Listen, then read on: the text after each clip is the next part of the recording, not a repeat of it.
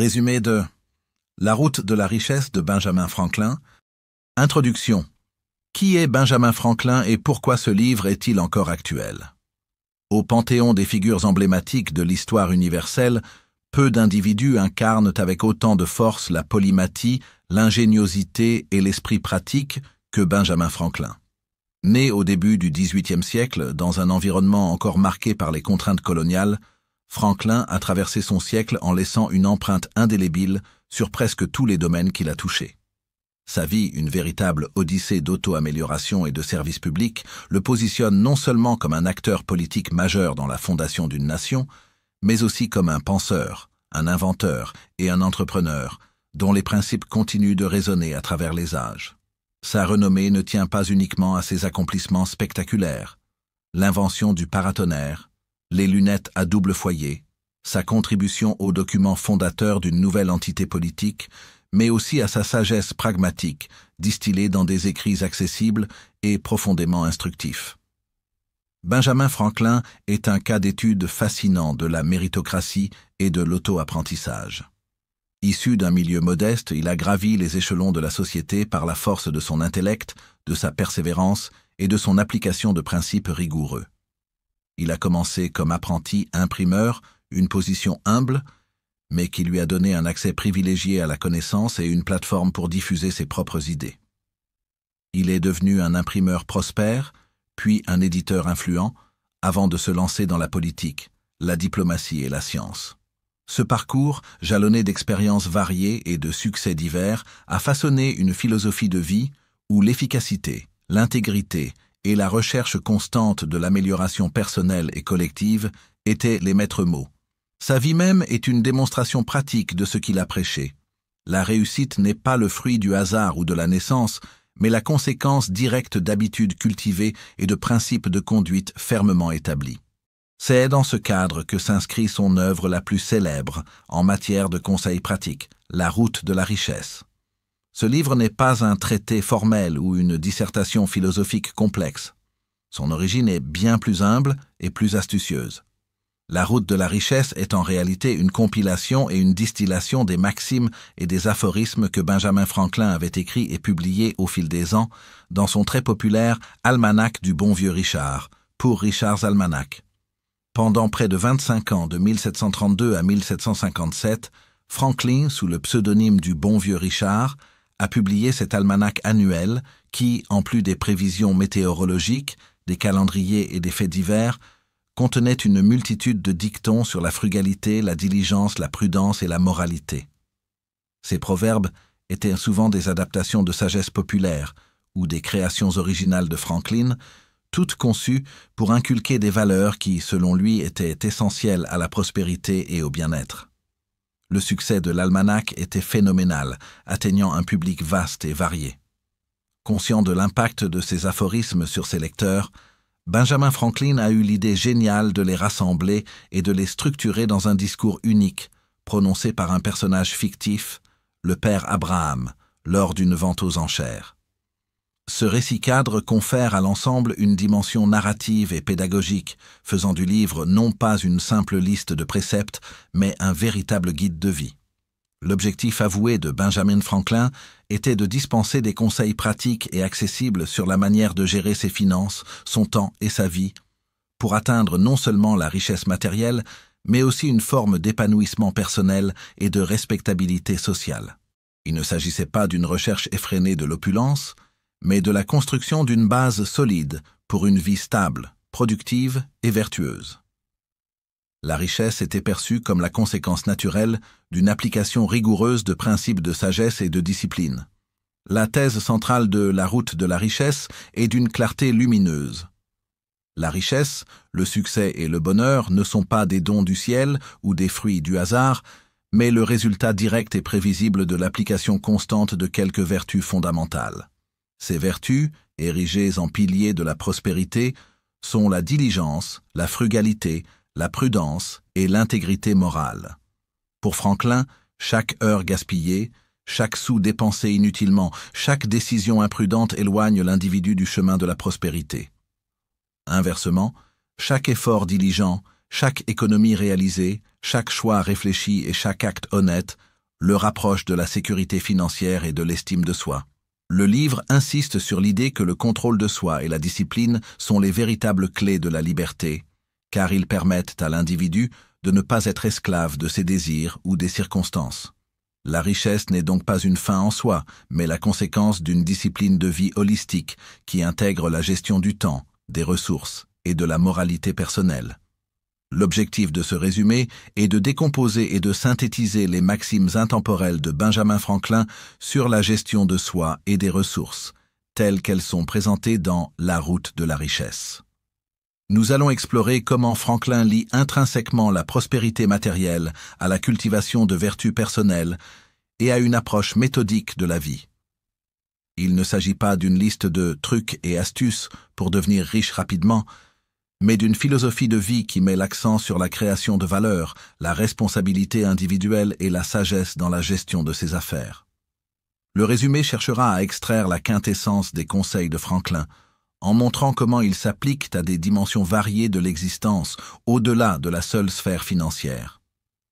La pertinence universelle et intemporelle des principes de Franklin est sans doute l'aspect le plus remarquable de La route de la richesse. Bien que rédigés à une époque révolue, ces conseils transcendent les époques et les cultures. Les défis de la paresse, de la dépense excessive, du manque de prévoyance et du désir d'apparaître riche sans l'être réellement sont des constantes de la condition humaine. De même, les vertus de la diligence, de la frugalité, de l'honnêteté et de la prudence demeurent des fondations solides pour la réussite dans n'importe quel contexte économique ou social. Dans un monde caractérisé par la complexité financière, la surcharge d'informations et les tentations de la consommation, les maximes de Franklin agissent comme des rappels puissants et salutaires de principes fondamentaux. L'ouvrage nous invite à une réflexion sur la véritable nature de la richesse. Est-ce l'accumulation de biens, ou est-ce la capacité à vivre librement, sans dette, avec un esprit tranquille et à contribuer à la communauté? Pour Benjamin Franklin, la réponse penche clairement vers la seconde proposition. La route de la richesse est, en fin de compte, la route de la sagesse, de la discipline et de l'indépendance. Les principes qu'il énonce ne sont pas seulement des conseils financiers, mais un véritable code de conduite pour une vie vertueuse et accomplie. Il rappelle que le succès durable est construit sur des fondations solides de caractère, de travail et de gestion avisée.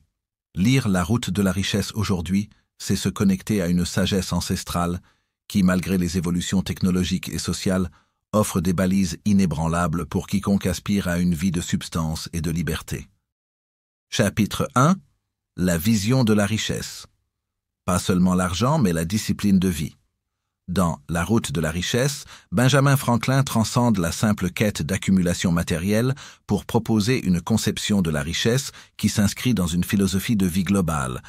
Loin d'être un manuel de spéculation ou d'enrichissement rapide, cet ouvrage est une méditation profonde sur les fondations véritables d'une existence prospère. Pour Franklin, la richesse n'est pas uniquement mesurée en termes de monnaie ou de possession, mais comme le fruit d'une discipline de vie holistique englobant la gestion du temps, la cultivation de bonnes habitudes et l'édification d'un caractère moral solide. Cette vision est le pilier central de son enseignement, suggérant que l'abondance extérieure est le reflet direct de l'ordre intérieur et de la maîtrise de soi. La première pierre angulaire de cette vision est la reconnaissance que la richesse, dans son sens le plus profond, est inextricablement liée à la maîtrise de soi. Franklin n'envisage pas la discipline comme une contrainte ou une austérité forcée, mais comme un chemin vers la liberté. L'individu discipliné est celui qui n'est pas esclave de ses impulsions, de ses désirs éphémères ou des pressions extérieures. Il est capable de diriger son énergie et ses ressources vers des objectifs à long terme, même si cela implique des sacrifices immédiats.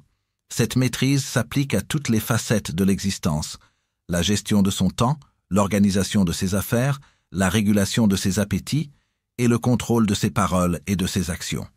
Sans cette discipline fondamentale, toute richesse acquise serait précaire et éphémère, car elle serait constamment menacée par l'imprudence, l'excès ou le manque de prévoyance. L'idée que la richesse est une discipline de vie implique une approche proactive et méthodique de l'existence. Ce n'est pas quelque chose qui arrive par chance, mais qui est construit intentionnellement, jour après jour, par une série de petites décisions et d'habitudes cohérentes. Franklin met l'accent sur la cohérence et la persévérance. Il ne s'agit pas de gestes héroïques isolés, mais de la répétition régulière d'actions vertueuses qui, cumulées, produisent des résultats significatifs. L'analogie de la construction d'une maison est appropriée. Chaque brique posée avec soin, chaque fondation solidement établie, contribue à la robustesse de l'ensemble. De la même manière, chaque heure travaillée avec diligence, chaque sou épargné avec sagesse et chaque promesse tenue avec intégrité ajoute à l'édifice de la prospérité personnelle. Pour Benjamin Franklin, la discipline du temps est une forme de richesse en soi. Il est célèbre pour sa maxime « le temps, c'est de l'argent ». Mais sa vision va bien au-delà de cette simple équation. Le temps est une ressource finie et irremplaçable, et sa bonne gestion est la marque de l'individu productif. Cela signifie non seulement d'éviter la paresse et la procrastination, mais aussi d'utiliser chaque instant de manière constructive. Franklin lui-même était un maître de l'organisation de son emploi du temps, divisant sa journée en périodes dédiées au travail, à l'étude, à la réflexion et au repos. Cette structure permettait non seulement une productivité accrue, mais aussi une réduction du stress et une optimisation de l'énergie. La discipline du temps implique de fixer des priorités, de planifier ses activités et de s'y tenir avec rigueur, de sorte qu'aucune minute précieuse ne soit gaspillée dans la futilité ou l'inaction. C'est en maîtrisant son temps que l'on maîtrise sa vie et par extension son potentiel de richesse. Au-delà du temps, la discipline des habitudes est une pierre angulaire de la philosophie de Franklin. Il comprenait que les habitudes sont les architectes invisibles de notre destin. Les bonnes habitudes, une fois ancrées, deviennent des forces puissantes qui nous propulsent vers nos objectifs, tandis que les mauvaises habitudes nous tirent vers le bas, même sans effort conscient de notre part. Franklin a lui-même entrepris un projet ambitieux d'auto-amélioration en tentant de cultiver 13 vertus, comme la tempérance, le silence, l'ordre, la résolution, la frugalité, l'industrie, la sincérité, la justice, la modération, la propreté, la tranquillité, la chasteté et l'humilité. Bien qu'il ait admis n'avoir jamais atteint la perfection dans aucune d'entre elles, le simple fait de s'être engagé dans ce processus de cultivation des habitudes démontre sa conviction profonde que le caractère est forgé par des actions répétées. La richesse, dans cette optique, n'est pas le fruit d'une chance soudaine, mais la récolte d'une vie où les bonnes habitudes ont été semées et nourries avec constance. La cultivation d'un caractère moral solide est, pour Benjamin Franklin, indissociable de la véritable richesse. L'intégrité, l'honnêteté, la justice et la réputation sont des actifs inestimables qui ne peuvent être achetés, mais doivent être gagnés et maintenus par une conduite irréprochable. Un individu peut accumuler des biens matériels, mais s'il manque d'intégrité, sa richesse est construite sur des sables mouvants. La confiance est la monnaie invisible des relations humaines et des affaires. Une réputation d'honnêteté et de fiabilité ouvre des portes, attire des opportunités et assure un soutien durable. Franklin souligne que le crédit est de l'argent et que le crédit repose entièrement sur la réputation d'un homme à tenir ses engagements. Ainsi, la discipline morale n'est pas une simple exigence éthique, mais un impératif pratique pour une prospérité durable. Un homme de caractère est un homme digne de confiance, et la confiance est le fondement de toute entreprise réussie. Cette approche holistique de la prospérité dépasse donc largement la simple accumulation financière. Pour Franklin, l'argent n'est qu'un moyen, un outil, mais non la fin ultime. La véritable richesse se mesure à la liberté qu'elle confère. La liberté de vivre sans dette, de poursuivre ses passions, de contribuer à sa communauté, et de vivre une vie de dignité et de respectabilité. La richesse, dans cette perspective, est synonyme de sécurité, d'indépendance et de capacité à réaliser son potentiel. Elle est le résultat d'un mode de vie où la sobriété, la prudence et l'effort constant créent une abondance qui nourrit l'esprit autant que le corps. La satisfaction ne vient pas de l'opulence ostentatoire, mais de la conscience d'avoir bien géré ses ressources et d'avoir mené une vie productive. Le concept de richesse comme fondation personnelle solide est également au cœur de la pensée de Franklin. Il s'agit de construire une vie sur des bases solides, non seulement financières, mais aussi personnelles. Une personne est véritablement riche si elle possède des compétences utiles, si elle est capable de s'adapter, si elle a une bonne santé, maintenue par la modération, et si elle entretient des relations saines. Ces capitaux, intangibles, sont souvent plus précieux que l'argent lui-même, car ils sont les garants de la résilience face à l'adversité et les moteurs d'une croissance continue. Franklin valorise l'éducation et l'apprentissage continu comme des investissements personnels qui augmentent la valeur d'un individu et sa capacité à prospérer. Ainsi, se rendre riche signifie avant tout se rendre capable, compétent et autonome, ce qui naturellement attire ou génère la richesse matérielle comme une conséquence. La vision de Franklin contraste fortement avec toute notion de gain facile ou d'enrichissement sans effort. Il met en garde contre les illusions de la dette et de la consommation excessive qui promettent une satisfaction immédiate mais conduisent à l'asservissement. La route de la richesse est présentée comme un chemin ardu, exigeant des sacrifices et une vigilance constante. Mais c'est précisément ce chemin qui mène à une liberté plus profonde et à une satisfaction durable. En cela, Franklin est un précurseur des philosophies modernes de la gestion des finances personnelles qui insistent sur la discipline budgétaire, l'épargne systématique et l'investissement à long terme. Sa sagesse dépasse les contextes économiques spécifiques pour s'ancrer dans des vérités universelles sur la nature humaine et les conditions de la prospérité. En conclusion de ce premier chapitre, Benjamin Franklin nous invite à reconsidérer notre définition de la richesse. Elle n'est pas une simple somme d'argent, mais un état d'être, une manière de vivre. C'est l'incarnation de la discipline, de la maîtrise de soi, de la gestion sage du temps et des ressources, et de l'adhésion à des principes moraux inébranlables. Cette richesse est le fruit d'une construction méthodique, brique par brique, habitude par habitude, vertu par vertu. Elle est une architecture de la prospérité où la solidité des fondations intérieures garantit l'abondance extérieure. Comprendre cette vision est la première étape pour emprunter la route de la richesse, telle que l'a tracée l'un des esprits les plus pratiques et les plus sages de l'histoire. Chapitre 2. Le travail acharné et la paresse. Dans la philosophie de Benjamin Franklin exposée dans La route de la richesse, la distinction entre le travail acharné et la paresse ne constitue pas une simple préférence comportementale, mais le clivage fondamental qui sépare la voie de la prospérité durable de celle de la stagnation et de la misère. Ce chapitre explore en profondeur la conviction inébranlable de Franklin selon laquelle l'effort diligent est la pierre angulaire de toute réussite, tandis que l'inaction et la procrastination sont les ennemis les plus insidieux du progrès individuel et collectif. Pour lui, la discipline du labeur n'est pas une punition, mais une condition nécessaire à l'accumulation de la richesse, à l'acquisition de la liberté et à l'épanouissement du caractère. La force motrice du travail acharné est présentée par Benjamin Franklin comme la source première de toute valeur. Il ne s'agit pas d'une simple activité physique ou mentale, mais d'une application constante, d'une persévérance inébranlable face aux défis et d'une détermination à mener les tâches à leur terme.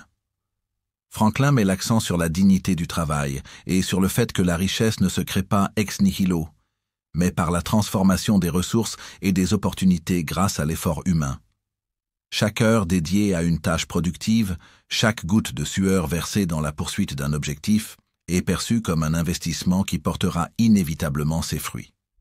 L'industrie, dit-il, n'a jamais manqué de trouver son gagne-pain, et il n'y a pas de pain qui ne soit pas la récompense de l'industrie. Cette maxime encapsule l'idée que le travail est le garant le plus fiable de la subsistance et, au-delà, de l'abondance. La notion de temps comme capital est intrinsèquement liée à la valorisation du travail acharné. Pour Franklin, le temps n'est pas seulement une ressource qui s'écoule, c'est une monnaie précieuse qui, si elle est mal dépensée, représente une perte financière directe. Le temps, c'est de l'argent, est l'une de ses citations les plus célèbres, signifiant que chaque moment d'inactivité est une opportunité de gain manqué. L'individu diligent est celui qui comprend la valeur intrinsèque de chaque heure et qui s'efforce de l'employer à bon escient. Cela implique une planification rigoureuse, une organisation minutieuse et une exécution rapide des tâches. L'individu qui s'attarde, qui remet à plus tard, gaspille non seulement le temps présent, mais compromet aussi les opportunités futures. La diligence n'est pas seulement une question d'effort, c'est aussi une question d'efficacité et de gestion avisée de la ressource la plus limitée. Le contraste est saisissant avec la paresse, que Franklin dépeint comme un véritable fléau, la racine de la pauvreté et de l'asservissement. La paresse n'est pas simplement l'absence d'activité. C'est une disposition d'esprit qui conduit à l'inaction, à la négligence et à la fuite des responsabilités. Elle se manifeste sous diverses formes. La procrastination, le report constant des tâches, l'oisiveté, le temps passé sans but ni productivité, et le manque d'initiative. Franklin avertit que la paresse est une pente glissante. Une petite inactivité peut rapidement se transformer en une habitude profondément ancrée, paralysant toute capacité à agir et à progresser. La paresse, comme la rouille, consomme plus que le travail. Une métaphore puissante qui suggère que l'inaction détruit non seulement les ressources matérielles, mais aussi le potentiel humain et la dignité personnelle. Les conséquences négatives de la paresse sont multiples et dévastatrices. Sur le plan financier, la paresse conduit inévitablement au manque, à la dette et à la dépendance. L'individu paresseux ne produit pas de richesse, ne gère pas ses ressources et finit par consommer ce qu'il n'a pas gagné. Cela le conduit à vivre au-dessus de ses moyens, à emprunter sans pouvoir rembourser et à devenir un fardeau pour lui-même et pour autrui. Au-delà de l'aspect matériel, la paresse corrode également l'estime de soi et le moral. L'individu oisif est souvent tourmenté par le remords, l'ennui et le sentiment d'inutilité.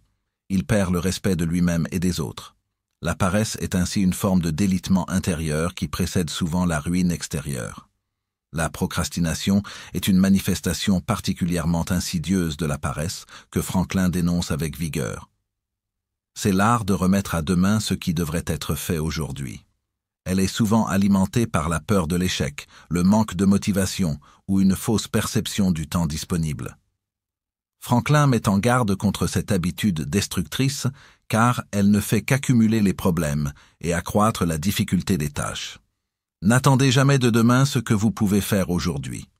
Cette maxime simple est un appel à l'action immédiate, à la résolution des problèmes dès qu'ils se présentent, et à la discipline de l'exécution. La procrastination ne résout rien, elle ne fait qu'aggraver les situations et générer du stress. Benjamin Franklin insiste sur le fait que la richesse n'est pas le fruit du hasard ou de la chance, mais la conséquence logique d'un effort constant et dirigé. Il rejette l'idée que l'on puisse devenir prospère en attendant des héritages inattendus, des coups de fortune ou des subventions. La route de la richesse est une route pavée de labeur, de persévérance et de sacrifices quotidiens. L'opportunité, pour Franklin, n'est pas quelque chose qui tombe du ciel, mais qui est créé par l'action et la préparation. Dieu aide ceux qui s'aident eux-mêmes, est une autre de ses maximes, soulignant que l'aide divine ou la bonne fortune ne se manifeste qu'en réponse à un effort humain sincère et persistant. Ceux qui travaillent dur sont ceux qui sont les mieux placés pour saisir les opportunités lorsqu'elles se présentent. La cohérence de l'effort est plus importante que l'intensité sporadique. Franklin valorise le travail régulier, constant et méthodique par rapport aux éclairs de génie suivis de longues périodes d'inactivité. Un petit effort appliqué chaque jour finit par produire des résultats bien plus importants qu'un effort intense mais irrégulier. C'est la métaphore de la goutte d'eau qui perce la pierre, non par sa force, mais par sa persévérance. Cette approche méthodique de l'effort est essentielle pour la construction de n'importe quelle entreprise durable, qu'il s'agisse d'une carrière, d'une famille ou d'une fortune. Elle permet d'éviter l'épuisement et de maintenir une progression constante, même face aux obstacles. Franklin met également en lumière la relation entre le travail acharné et la liberté. Pour lui, l'individu qui travaille diligemment est celui qui gagne son indépendance. Le travail acharné permet d'éviter l'endettement et de subvenir à ses propres besoins, libérant ainsi l'individu des contraintes de la dépendance envers autrui ou envers des prêteurs. Un homme diligent qui a du travail est un homme libre. Cette liberté n'est pas seulement financière, elle est aussi psychologique. L'individu qui travaille avec application développe un sentiment de compétence, de maîtrise et de dignité. Il est fier de ses réalisations et n'a pas à craindre la censure ou la contrainte. En revanche, la paresse conduit à l'esclavage, non pas des chaînes physiques, mais des chaînes de la dette, de la dépendance et de l'humiliation. La paresse va si lentement que la pauvreté la rattrape. La réputation est aussi directement liée à l'éthique du travail. Un individu connu pour sa diligence et son assiduité gagne le respect de sa communauté et de ses pairs. Cette réputation d'être un travailleur fiable et assidu ouvre des portes, attire des opportunités d'affaires et renforce la crédibilité. À l'inverse, la réputation de paresseux ferme de nombreuses portes, car personne ne souhaite s'associer à quelqu'un qui n'est pas fiable ou productif.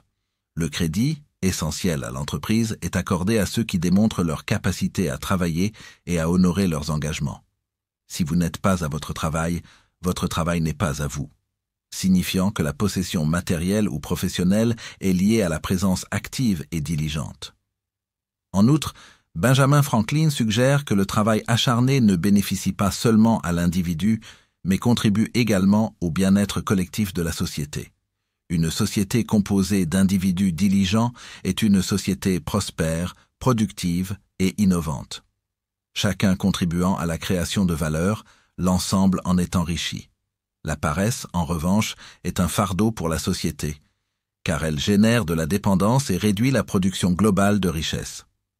La promotion de l'éthique du travail est donc un impératif civique et moral pour Franklin. Finalement, Franklin encourage à une autodiscipline constante pour vaincre la tentation de la paresse. Il ne s'agit pas d'un effort ponctuel, mais d'une vigilance quotidienne. La discipline de se lever tôt, de planifier sa journée, de s'attaquer aux tâches les plus difficiles en premier et de résister aux distractions est cruciale. C'est une bataille constante contre nos propres penchants naturels vers le confort et l'inertie. Le succès n'est pas l'absence de tentation, mais la capacité à la surmonter. La véritable richesse est donc non seulement le résultat de l'effort, mais aussi la preuve d'une force de caractère, d'une résilience et d'une maîtrise de soi que seule une confrontation constante avec la paresse peut forger. En résumé, pour Benjamin Franklin, la voie de la richesse est inséparable de la voie du travail acharné. Il s'agit d'une philosophie où l'effort diligent, la persévérance inébranlable et la gestion avisée du temps sont les véritables artisans de la prospérité. La paresse, sous toutes ses formes, est le poison qui paralyse l'individu et l'entraîne vers le dénuement et la dépendance. L'œuvre de Franklin est un rappel puissant que la liberté financière et l'épanouissement personnel sont les récompenses d'une vie où l'on s'engage pleinement dans le labeur, non par contrainte, mais par la compréhension profonde de sa valeur transformatrice. C'est un appel à l'action constante, à la cultivation d'une éthique du travail qui non seulement accumule des biens, mais forge également un caractère d'une richesse inestimable. Chapitre 3. La frugalité, l'épargne et le temps. Dans l'édifice conceptuel de la route de la richesse, Benjamin Franklin ne se contente pas de prôner le travail acharné comme seule voie vers la prospérité. Il érige en piliers fondamentaux 3 principes interdépendants et d'une puissance souvent sous-estimée: la frugalité, l'épargne et la gestion avisée du temps. Ces vertus, loin d'être de simples astuces financières, constituent une philosophie de vie complète, où chaque dépense, chaque gain et chaque instant sont considérés comme des ressources précieuses à gérer avec une vigilance et une sagesse extrêmes. Franklin démontre que la véritable accumulation de richesses ne réside pas uniquement dans ce que l'on gagne, mais surtout dans ce que l'on choisit de ne pas dépenser et dans la manière dont on investit chaque segment de son existence. La frugalité, pour Benjamin Franklin, est bien plus qu'une simple parcimonie. C'est une sagesse proactive qui consiste à distinguer l'essentiel du superflu, à vivre selon ses moyens et à résister à la tentation de la dépense inutile. Il dénonce avec vigueur l'habitude de vouloir paraître riche plutôt que de l'être réellement. De nombreux individus, observe-t-il, s'endettent et se privent de toute sécurité financière par désir d'ostentation, en achetant des biens qu'ils ne peuvent pas réellement se permettre, simplement pour impressionner autrui ou suivre les caprices de la mode. Les folies d'un homme n'égalent pas celles de 2 femmes, illustre-t-il avec une pointe d'humour et de critique sociale de son époque, faisant allusion aux dépenses excessives souvent associées aux parures et au divertissement. Franklin met en garde contre les petites dépenses insignifiantes qui, cumulées, peuvent vider les poches les plus remplies. Gare aux petites dépenses, disait-il, une petite fuite fait couler un grand navire. Ce proverbe est une métaphore puissante de la manière dont des sommes dérisoires, prises individuellement, comme des achats impulsifs, des amusements superflus ou des objets de fantaisie, s'additionnent insidieusement pour former un gouffre financier. L'individu qui succombe à ces petites fuites se retrouve rapidement sans ressources, même s'il gagne un revenu respectable. La frugalité exige une vigilance constante, un examen minutieux de chaque dépense et la capacité à dire non aux tentations superficielles qui promettent une satisfaction éphémère mais conduisent à la ruine à long terme. C'est une discipline qui demande de la conscience, de la planification et une forte volonté de privilégier la sécurité et la croissance future sur le plaisir immédiat et l'apparat. Indissociable de la frugalité est le principe de l'épargne. Pour Franklin, épargner n'est pas un acte de privation, mais un investissement dans sa propre liberté future. L'argent épargné est de l'argent qui travaille pour soi, offrant une sécurité face aux imprévus et des opportunités de croissance. Il insiste sur la nécessité de mettre de côté une partie de ses gains de manière systématique avant même de penser aux dépenses. Un sou épargné est un sou gagné, est une autre de ses maximes célèbres, soulignant que la conservation de l'argent a la même valeur que son acquisition. L'épargne est la base de l'indépendance financière. Sans elle, l'individu est constamment à la merci des fluctuations économiques, des imprévus de la vie et de la nécessité de recourir au crédit, ce que Franklin désapprouve fortement. L'épargne est une forme de prévoyance. Elle permet de construire un matelas de sécurité qui amortit les chocs et ouvre des voies d'investissement. Un individu qui épargne peut saisir des opportunités, investir dans des entreprises, acheter des biens ou se former, sans dépendre de l'emprunt. Cette capacité à se financer soi-même est la quintessence de l'autonomie financière. Franklin encourage la pratique régulière et disciplinée de l'épargne, la considérant comme une habitude vertueuse qui renforce le caractère et assure une tranquillité d'esprit inestimable. Il s'agit de résister à la consommation immédiate pour un bénéfice futur plus grand, ce qui demande une vision à long terme et une discipline considérable. Le troisième pilier, et non des moindres, est la gestion avisée du temps. Benjamin Franklin considère le temps comme la ressource la plus précieuse de toutes, car elle est finie et irremplaçable. Le temps, c'est de l'argent, n'est pas seulement une formule pour encourager la productivité, mais aussi une admonition contre le gaspillage. Chaque minute perdue dans l'oisiveté, la distraction ou la procrastination est une opportunité manquée de créer de la valeur, d'apprendre ou de progresser. Franklin était lui-même un modèle d'organisation du temps, avec un emploi du temps quotidien rigoureusement planifié, dédié à la lecture, l'étude, le travail et la réflexion. Il croyait que la vie était courte et que chaque instant devait être utilisé de manière constructive pour le développement personnel et la contribution à la société. La connexion entre le temps, la frugalité et l'épargne est profonde. Gérer son temps avec frugalité signifie ne pas le gaspiller dans des activités non productives ou des divertissements excessifs qui ne génèrent pas de valeur. Cela signifie investir son temps dans l'acquisition de compétences, dans la planification de ses affaires, dans l'exécution diligente de ses tâches. Un temps bien géré libère des ressources financières. Moins de temps perdu signifie plus de temps pour produire ou moins de temps pour dépenser inutilement. De même, une bonne gestion du temps permet d'éviter les erreurs coûteuses, les retards et les pénalités qui découlent d'une mauvaise organisation. L'individu qui planifie ses repas, par exemple, peut éviter les dépenses impulsives et coûteuses des repas à l'extérieur.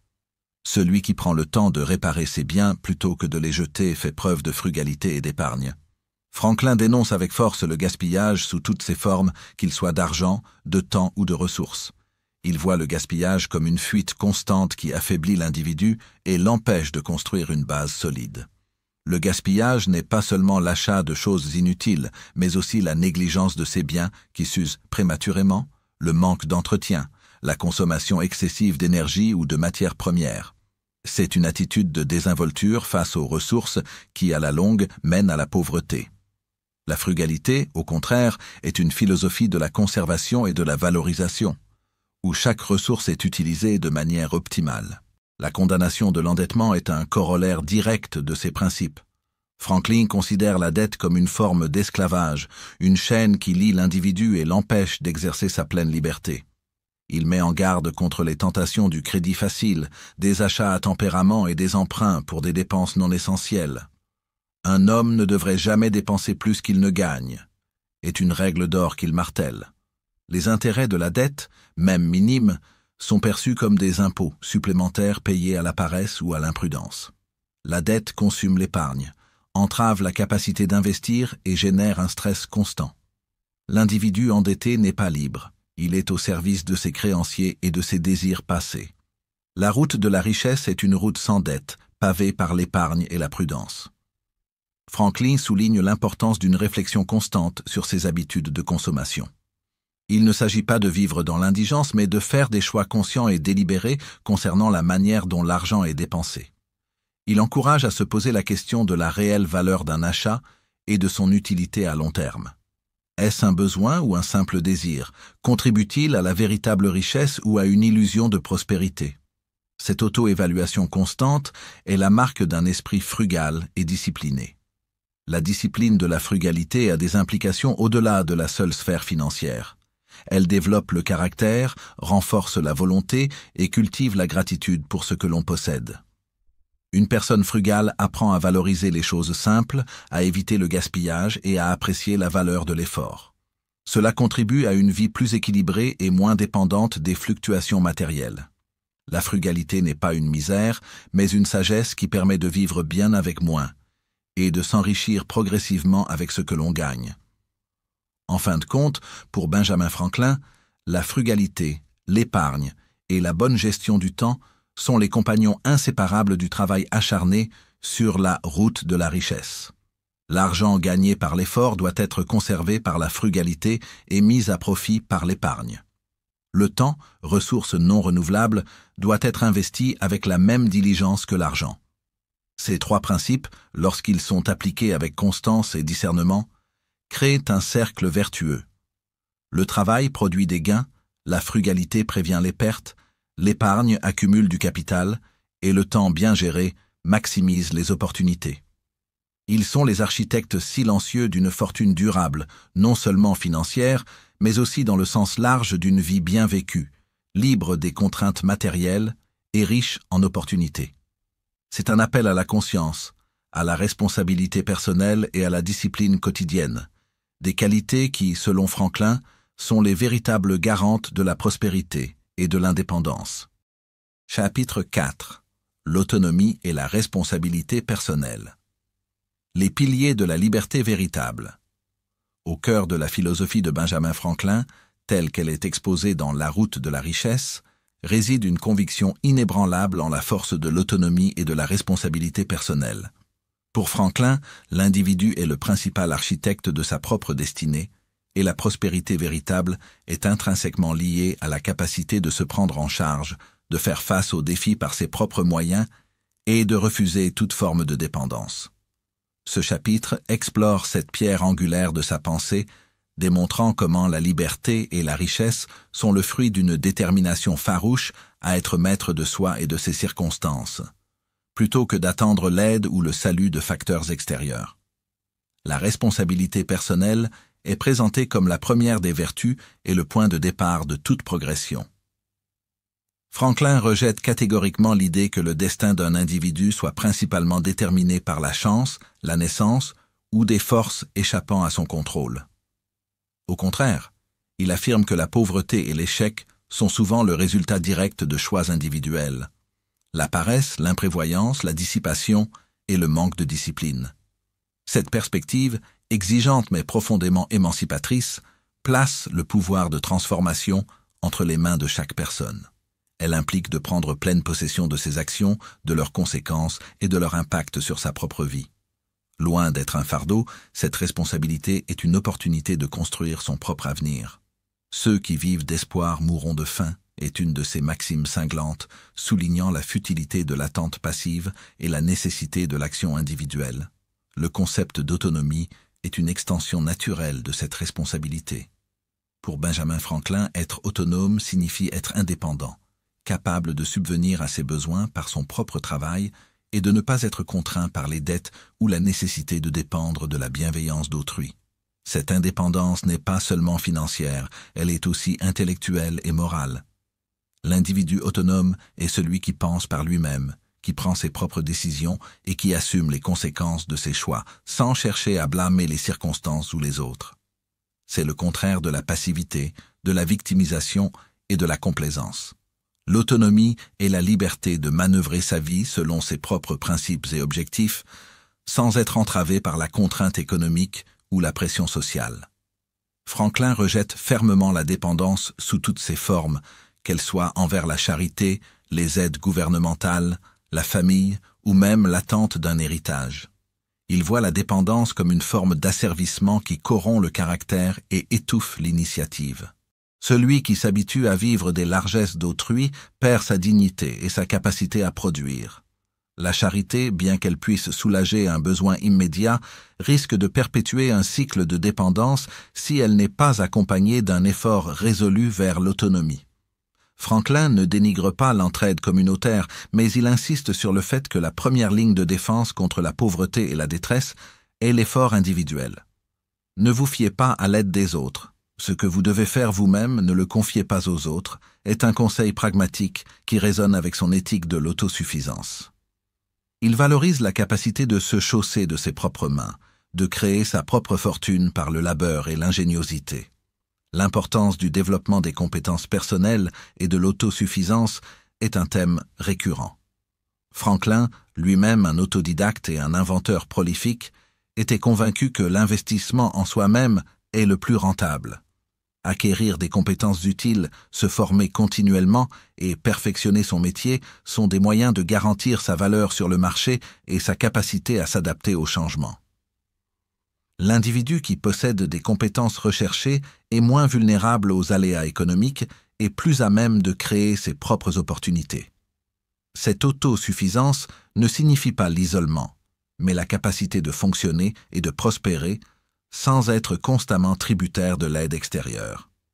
Elle implique une curiosité intellectuelle constante et une volonté d'apprendre de ses expériences, de ses erreurs et des connaissances disponibles. Prendre possession de ses circonstances et de son futur est une exhortation puissante de Franklin. Il s'agit de cesser d'être une victime passive des événements et de devenir un agent actif de son propre changement. Plutôt que de se plaindre de la malchance ou de la difficulté des temps, l'individu responsable cherche des solutions, identifie les opportunités et met en œuvre les actions nécessaires.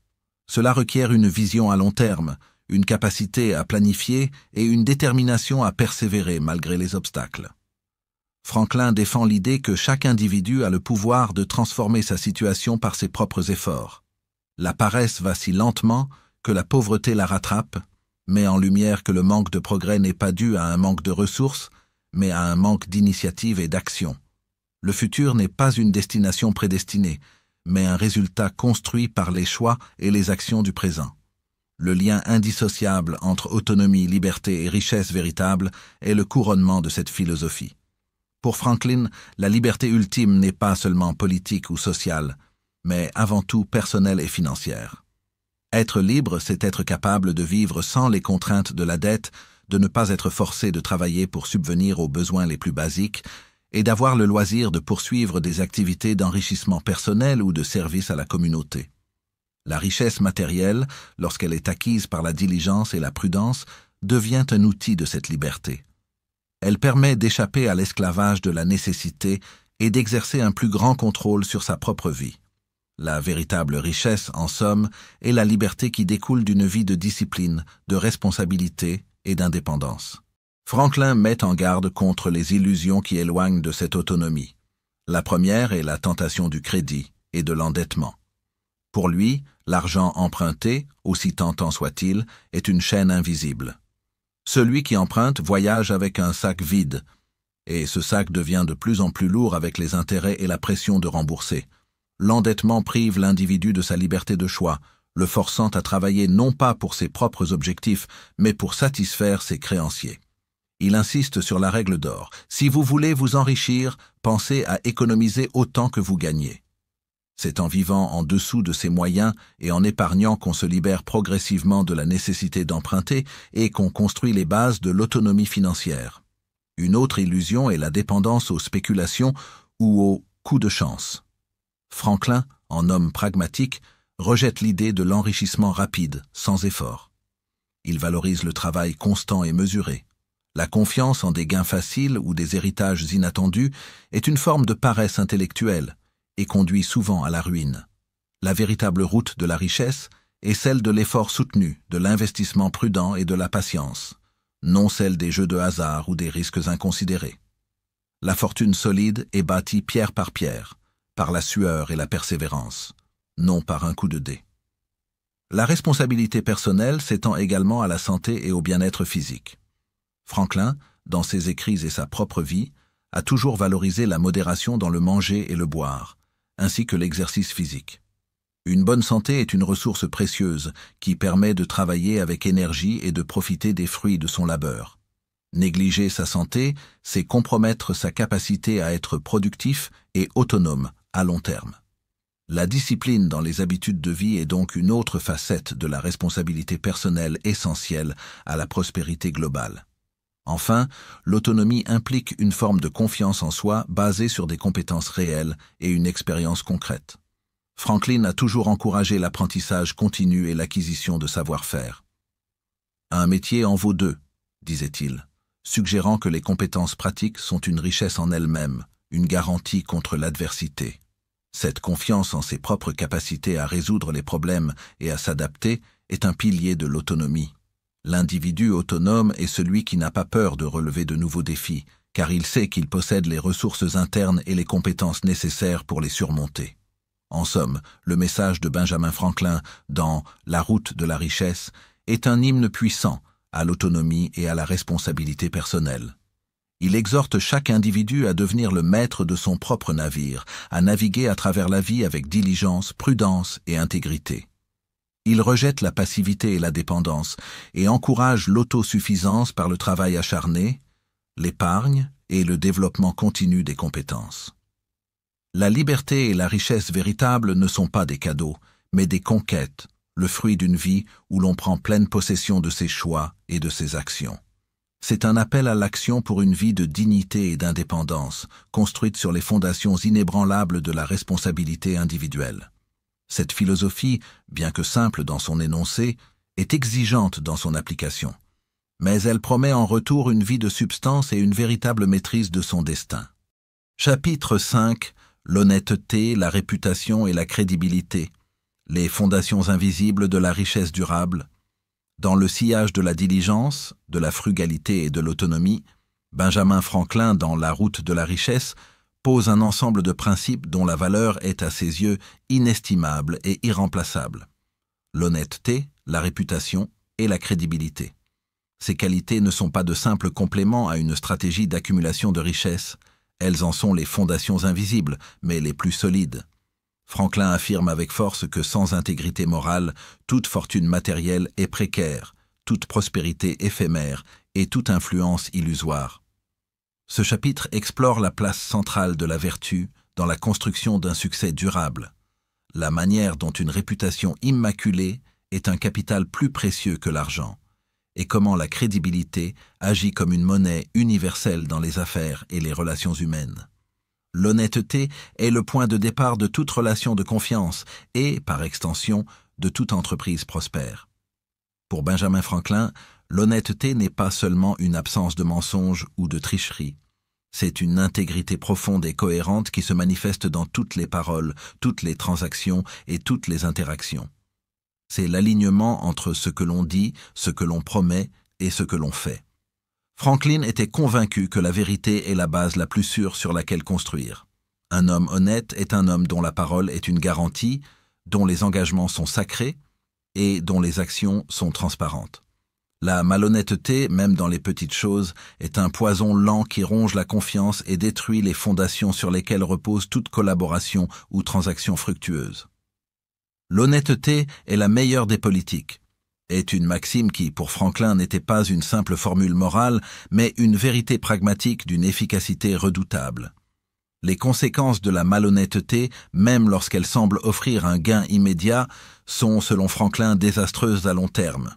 Un gain malhonnête est toujours assorti d'un coût caché, la perte de la confiance, la ruine de la réputation, l'isolement social et la culpabilité intérieure. Un tel gain est éphémère et ne peut servir de base à une prospérité durable. La fraude peut rapporter à court terme, mais elle finit toujours par être découverte, entraînant des pertes financières, des litiges juridiques et une stigmatisation sociale irréversible. L'honnêteté, en revanche, est un investissement qui rapporte des dividendes constants sous forme de confiance, de bonnes relations et d'opportunités. La réputation est présentée par Benjamin Franklin comme un capital intangible, mais d'une valeur inestimable, bien supérieure à l'argent. Un bon nom vaut mieux que de grandes richesses, est un adage qu'il met en avant.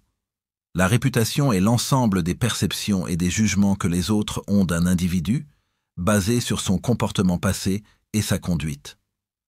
Une bonne réputation est le fruit d'une conduite honnête, diligente et fiable, cultivée avec constance au fil du temps.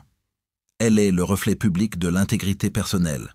Franklin souligne que la réputation est difficile à construire, exigeant des années d'efforts et de cohérence, mais qu'elle peut être détruite en un instant par une seule action malhonnête ou imprudente. L'importance de la réputation est particulièrement manifeste dans le domaine du crédit. Franklin insiste lourdement sur le fait que le crédit est de l'argent. La capacité d'un individu ou d'une entreprise à obtenir du crédit, que ce soit pour emprunter de l'argent, obtenir des marchandises à tempérament ou retarder un paiement, dépend entièrement de sa réputation de fiabilité et de solvabilité. Un homme avec une excellente réputation de payeur et d'honnête travailleur peut obtenir des fonds ou des ressources plus facilement et à de meilleures conditions qu'un homme plus riche mais sans réputation. La réputation d'être ponctuel dans ses paiements, de tenir ses promesses et d'être diligent dans ses affaires est le fondement de toute relation de crédit. Un retard de paiement, une parole non tenue, une transaction ambiguë, et la réputation est ternie, coupant l'accès aux opportunités financières futures. Qui paye bien, achète bien, rappelle la valeur pragmatique de la ponctualité et de la fiabilité. La crédibilité est le corollaire direct de l'honnêteté et de la réputation, c'est la qualité d'être digne de confiance et de foi. Pour Franklin, un individu crédible est celui dont les paroles sont prises au sérieux, dont les conseils sont écoutés et dont les intentions sont considérées comme pures. La crédibilité est essentielle dans toutes les sphères de la vie. En affaires, pour inspirer la confiance des partenaires et des clients, en politique, pour rallier le soutien des citoyens, et dans les relations personnelles, pour bâtir des liens solides et durables. Elle ne peut être achetée. Elle est le résultat d'une longue série d'actions honnêtes, de décisions sages et d'un comportement cohérent. Perdre sa crédibilité, c'est perdre une influence précieuse et la capacité à persuader ou à diriger autrui. C'est un capital qui, une fois érodé, est extrêmement difficile, voire impossible, à reconstituer. Franklin insiste sur les conséquences à long terme de la malhonnêteté et des avantages durables de la vertu. Un succès construit sur la malhonnêteté est toujours fragile. Il est vulnérable à la découverte, au scandale et à la perte de confiance. Même si un individu malhonnête accumule une fortune, il est susceptible de vivre dans la peur d'être démasqué, et sa richesse ne lui apportera pas la paix de l'esprit. Au contraire, une vie menée avec intégrité, même si elle ne conduit pas à une richesse ostentatoire immédiate, assure une sécurité profonde, le respect de soi et des autres, et une tranquillité d'âme. Le succès basé sur l'honnêteté est robuste et résilient, car il est fondé sur la confiance mutuelle et le respect. La transparence et la clarté dans les affaires sont également des aspects de l'honnêteté que Franklin valorise. Il conseille de s'assurer que toutes les transactions sont claires, que les comptes sont bien tenus et que les promesses sont bien définies. L'ambiguïté ou le manque de clarté peuvent être perçus comme des tentatives de dissimulation et nuire à la réputation. La personne honnête n'a rien à cacher et est prête à rendre compte de ses actions. Cette transparence crée un environnement de confiance qui facilite les affaires et réduit les litiges. Franklin élargit le concept d'honnêteté au-delà des transactions financières pour englober la vérité dans la communication et l'authenticité du caractère. Il met en garde contre la flatterie excessive, la fausseté des compliments et la manipulation par les mots. Un homme honnête dit la vérité, même si elle est difficile à entendre, et ses paroles sont en accord avec ses pensées et ses intentions. Cette authenticité construit une relation de confiance plus profonde que toute tentative de plaire ou de manipuler par la dissimulation. La vertu, dans cette optique, est une force intrinsèque qui attire le respect et la collaboration. L'importance de l'exemple personnel est également cruciale. Un individu qui fait preuve d'honnêteté et d'intégrité dans sa vie quotidienne inspire la confiance et devient un modèle pour les autres. La réputation n'est pas seulement le résultat de ce que l'on dit, mais de ce que l'on fait de manière répétée et cohérente. C'est par la démonstration de ces qualités que l'on gagne la crédibilité et le respect à long terme. Franklin lui-même, par sa vie exemplaire d'honnêteté et de service public, est devenu une figure de confiance et d'autorité morale. La confiance est une ressource limitée et précieuse qu'il faut protéger. Une fois brisée, elle est extrêmement difficile à réparer. Franklin insiste sur le fait que la perte de confiance est souvent irréversible et entraîne des conséquences durables sur la capacité d'un individu à prospérer. Un commerçant qui triche une fois peut perdre toute sa clientèle. Un emprunteur qui ne rembourse pas peut se voir refuser tout crédit futur. Les leçons tirées de ces expériences sont amères et coûteuses, bien plus que tout gain malhonnête. Le respect de la parole donnée et des engagements est donc un investissement dans son propre avenir et dans la solidité de ses relations. Enfin, Franklin connecte l'honnêteté à la paix de l'esprit. Un homme honnête n'a rien à craindre, pas de secrets à cacher, pas de remords à porter. Cette intégrité intérieure lui permet de dormir sur ses deux oreilles et de jouir pleinement des fruits de son travail. La richesse acquise par des moyens vertueux apporte une satisfaction profonde et durable, tandis que la richesse malhonnête est souvent accompagnée d'anxiété, de culpabilité et d'une insatisfaction persistante. La véritable richesse est donc non seulement financière et sociale, mais aussi psychologique et morale. En conclusion, pour Benjamin Franklin, l'honnêteté, la réputation et la crédibilité ne sont pas de simples compléments facultatifs à la route de la richesse. Elles en sont la voie principale et la garantie de sa durabilité. Ces qualités morales sont des actifs immatériels d'une valeur inestimable qui construisent la confiance, ouvrent les portes du crédit et assurent le respect. La richesse matérielle sans intégrité est une illusion fragile, tandis qu'une bonne réputation et une crédibilité inébranlable sont les fondations sur lesquelles on peut bâtir une vie de prospérité authentique et de satisfaction profonde. C'est un appel à l'exemplarité, à la cohérence morale et à la reconnaissance que la véritable richesse réside autant dans le caractère que dans le compte en banque. Chapitre 6. Devenir riche. Intérieurement pour réussir extérieurement. Après avoir parcouru les sentiers de la diligence, de la frugalité, de l'autonomie et de l'honnêteté, le parcours philosophique de Benjamin Franklin dans La route de la richesse culmine dans une leçon finale d'une profondeur capitale.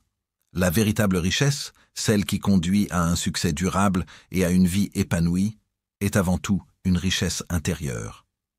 Ce n'est qu'en cultivant un caractère solide, une discipline inébranlable et une sagesse pratique que l'on peut espérer voir la prospérité se manifester concrètement dans le monde extérieur. Ce chapitre de conclusion vise à synthétiser les principes fondamentaux de Franklin, à souligner l'intemporalité de sa sagesse, et à lancer un appel retentissant à l'intégration de ces maximes dans le quotidien pour une transformation holistique de l'individu. La première des leçons finales est la synthèse des principes fondamentaux que Benjamin Franklin a si éloquemment défendus. Au cœur de la route de la richesse se trouve une vision cohérente et interdépendante de la prospérité. Le travail acharné, ou la diligence, n'est pas simplement un moyen de gagner sa vie, mais une vertu fondamentale qui confère dignité, produit de la valeur et ouvre des portes. C'est le moteur initial de toute création de richesse. Sans effort constant et persévérant, aucune ambition ne peut prendre forme. La frugalité n'est pas une misère, mais une sagesse qui consiste à maîtriser ses désirs, à éviter le gaspillage et à vivre en dessous de ses moyens. Elle est le gardien de l'argent gagné, empêchant qu'il ne s'épuise en dépenses inutiles et ostentatoires. L'épargne n'est pas une simple mise de côté, mais un acte de prévoyance et un investissement dans la liberté future. L'argent épargné est un capital qui travaille pour l'individu, offrant sécurité et opportunité. Elle est le fruit direct de la frugalité appliquée avec diligence. L'autonomie et la responsabilité personnelle sont les piliers de l'indépendance. Franklin enseigne que chacun est le maître de son destin et ne doit pas dépendre de la charité, des dettes ou de la chance. C'est une invitation à l'autosuffisance, à l'initiative et à l'assomption pleine et entière de ses choix et de leurs conséquences. L'honnêteté, la réputation et la crédibilité ne sont pas des options, mais des fondations inébranlables. La confiance est le ciment de toutes les relations humaines et commerciales. Une bonne réputation, forgée par l'intégrité, est un capital inestimable qui ouvre les portes du crédit et du respect, assurant un succès durable et une paix de l'esprit. Ces principes ne sont pas isolés. Ils forment un système cohérent où chaque vertu renforce les autres. La diligence permet de gagner. La frugalité et l'épargne permettent de conserver et de faire fructifier ce gain. L'autonomie assure la liberté de le gérer, et l'honnêteté garantit la confiance nécessaire pour opérer et prospérer à long terme. C'est une véritable architecture de la prospérité, où chaque élément est indispensable à la solidité de l'ensemble.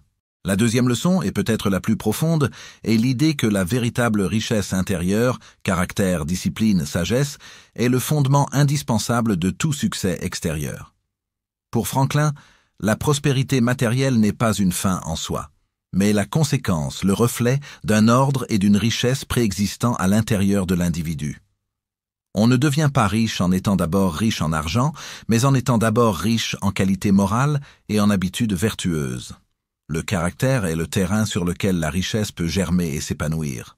Un individu au caractère faible, paresseux, dépensier, irresponsable, malhonnête, ne pourra jamais maintenir une fortune, même s'il en hérite ou en gagne une par chance.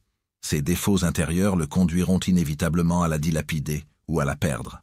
À l'inverse, une personne dotée d'un caractère fort, diligente, économe, autonome, honnête, est capable de créer de la richesse à partir de rien et de la maintenir, même face à l'adversité. Le caractère est donc l'actif le plus précieux, car il est la source de toutes les autres formes de richesse. Il est le socle sur lequel toutes les opportunités peuvent être saisies et cultivées. La discipline, évoquée dès le premier chapitre, est la force motrice de cette richesse intérieure. C'est la capacité à se gouverner soi-même, à résister aux impulsions, à persévérer malgré les difficultés et à se tenir à ses engagements. La discipline permet de transformer les intentions en actions, les rêves en réalité. Elle se manifeste dans la gestion rigoureuse du temps, l'épargne systématique, la maîtrise des dépenses et la constance dans le travail. Sans discipline, la meilleure des intentions reste lettre morte, et la volonté de prospérer n'est qu'un vœu pieux. La discipline n'est pas une privation, mais une libération. Elle libère l'individu des chaînes de la procrastination, de l'endettement et de la dépendance. Elle confère une maîtrise de soi qui est la véritable essence de la liberté. La sagesse pratique est la boussole qui guide cette richesse intérieure. Elle se manifeste par la prudence dans les décisions, la capacité à apprendre de l'expérience, à anticiper les conséquences de ses actions et à discerner l'essentiel du superflu. La sagesse n'est pas une connaissance abstraite, mais une intelligence appliquée à la vie quotidienne. Elle permet de gérer les risques, d'investir judicieusement son temps et son argent et de prendre des décisions éclairées. Franklin encourage l'apprentissage continu, la lecture, l'observation et la réflexion comme moyen d'acquérir cette sagesse. Un individu sage ne se laisse pas emporter par l'enthousiasme irréfléchi ou le désespoir, mais agit avec mesure et discernement. Cette sagesse garantit que la richesse acquise est gérée de manière durable et que la vie est vécue avec équilibre et sérénité. L'intemporalité et l'applicabilité universelle des conseils de Franklin sont une autre leçon fondamentale. Bien que La route de la richesse ait été écrite il y a plusieurs siècles, dans un contexte économique et social très différent, ses principes demeurent étonnamment pertinents. Les défis humains fondamentaux, le désir de richesse, la tentation de la paresse, le piège de la dépense excessive, la valeur de l'honnêteté, n'ont pas changé. Que l'on vive dans une économie agraire, industrielle ou numérique, les vérités que Franklin a mises en lumière sur la diligence, la frugalité et l'intégrité restent les mêmes. Elles ne dépendent pas d'une technologie ou d'un système politique spécifique, mais de la nature humaine elle-même. Dans un monde moderne caractérisé par la consommation de masse, l'endettement facile, la gratification instantanée et l'information fragmentée, les maximes de Franklin sont plus que jamais des balises essentielles. Elles rappellent que le vrai progrès et la véritable sécurité ne se trouvent pas dans l'acquisition de biens superflus, mais dans la solidité du caractère et la sagesse des habitudes. Elles offrent un contre-récit puissant aux sirènes de la consommation irréfléchie et de l'enrichissement rapide sans effort qui domine souvent le discours contemporain. La route de la richesse est un rappel salutaire que les vertus classiques demeurent les outils les plus fiables pour naviguer dans la complexité du monde. Le livre de Benjamin Franklin est un appel retentissant à l'action et à l'intégration de ces maximes dans le quotidien pour une transformation holistique. Franklin n'était pas un théoricien abstrait, il était un praticien. Son œuvre n'est pas destinée à être lue et oubliée, mais à être appliquée. Chaque maxime est une invitation à l'expérimentation personnelle et à l'auto-amélioration. La transformation ne se produit pas par une compréhension intellectuelle passive, mais par une mise en œuvre active et persistante des principes. Cela implique pour le lecteur moderne de adopter une discipline quotidienne, se lever tôt, planifier sa journée, s'attaquer aux tâches difficiles en premier, pratiquer la frugalité et l'épargne consciemment, examiner chaque dépense, distinguer le besoin du désir, mettre de côté une partie de ses revenus de manière systématique. Cultiver son autonomie, développer ses compétences, ne pas dépendre excessivement des autres, prendre en main ses responsabilités financières et personnelles. Vivre avec une intégrité inébranlable. Tenir ses promesses, être honnête dans toutes les interactions, protéger sa réputation comme un trésor. Chercher l'apprentissage continu, lire, observer, réfléchir et ne jamais cesser de s'améliorer. Ces actions, répétées jour après jour, créent un cercle vertueux. Elles forgent le caractère, renforcent la volonté et, inévitablement, conduisent à une plus grande maîtrise de sa vie et, par conséquent, à une prospérité accrue. La route de la richesse n'est pas un chemin vers une destination lointaine, mais un processus continu d'autocréation et d'autodiscipline qui transforme l'individu de l'intérieur, ce qui se reflète ensuite dans son succès extérieur. La richesse devient alors la conséquence naturelle d'une vie bien menée, selon des principes éprouvés par le temps. En fin de compte, l'héritage de Benjamin Franklin à travers la route de la richesse est un puissant témoignage de la capacité de l'individu à façonner son propre destin. C'est une exhortation à se regarder en soi-même pour trouver les véritables leviers du succès. La richesse n'est pas un coup de chance, mais une œuvre d'art minutieuse, ciselée par la main de la diligence, polie par la frugalité, affûtée par l'autonomie et embellie par l'honnêteté. Elle nous rappelle que la fortune la plus durable n'est pas celle qui s'accumule dans un compte en banque, mais celle qui est gravée dans le caractère d'une personne. Devenir riche intérieurement, par la cultivation de la vertu et de la discipline, est le chemin infaillible pour réussir extérieurement et pour vivre une vie de véritable substance, de liberté et de respect. Le livre de Franklin n'est pas une simple leçon de finance, mais un guide intemporel pour l'art de vivre. Le parcours à travers la route de la richesse de Benjamin Franklin n'est pas une simple incursion dans les préceptes financiers d'un homme du XVIIIe siècle. C'est une plongée dans une philosophie de vie intemporelle, dont la pertinence transcende les époques et les civilisations. À travers les maximes du bon vieux Richard et le discours du père Abraham, Franklin nous a légué bien plus qu'un guide pour l'accumulation matérielle. Il nous a offert un code de conduite pour une existence marquée par la discipline, l'indépendance et l'intégrité. L'essence de l'œuvre de Franklin réside dans sa vision holistique de la richesse. Loin de la réduire à la seule monnaie sonnante et trébuchante, il l'a dépeinte comme le fruit d'une application méthodique et constante de vertus personnelles. La diligence, la frugalité, l'épargne, l'autonomie, l'honnêteté, la bonne gestion du temps et une réputation irréprochable sont autant de piliers interdépendants qui soutiennent l'édifice d'une vie prospère. Chaque chapitre de cette analyse a mis en lumière comment ces qualités, cultivées avec persévérance, non seulement garantissent la sécurité financière, mais forgeant également un caractère résilient et respecté. Benjamin Franklin nous rappelle avec force que l'individu est le maître d'œuvre de sa propre fortune. Il rejette l'idée de la fatalité ou de la dépendance et prône une responsabilité personnelle inébranlable.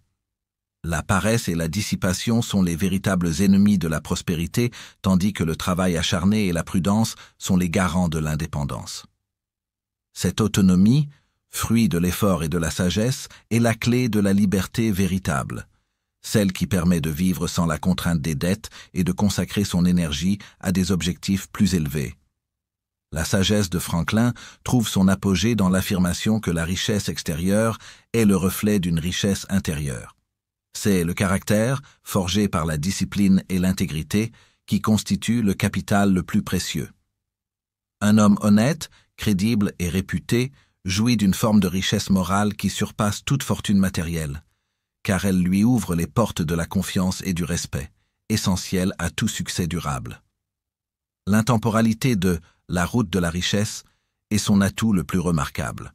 À l'ère de la consommation de masse, de l'endettement facile et de la recherche de la gratification immédiate, les préceptes de Franklin se dressent comme des rappels lumineux de principes éternels. Ils nous invitent à une réflexion profonde sur nos habitudes, nos priorités et la véritable définition du succès. Son œuvre n'est pas un texte historique à étudier avec détachement, mais un manuel pratique dont chaque maxime résonne avec une pertinence surprenante dans le quotidien moderne. En définitive, la route de la richesse n'est pas seulement un traité sur l'argent, c'est une ode à la discipline de vie, à la maîtrise de soi et à la construction d'une existence de substance.